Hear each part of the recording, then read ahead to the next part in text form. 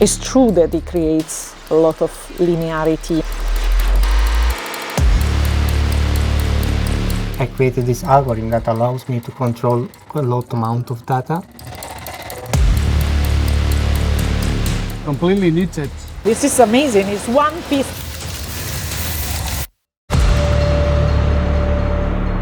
The cover of the seat of the Raval is entirely made on 3D knitting. It's a completely new construction of the seat. The design process was very large because we needed to learn how to create the result that we wanted. It's made in one shot with one machine.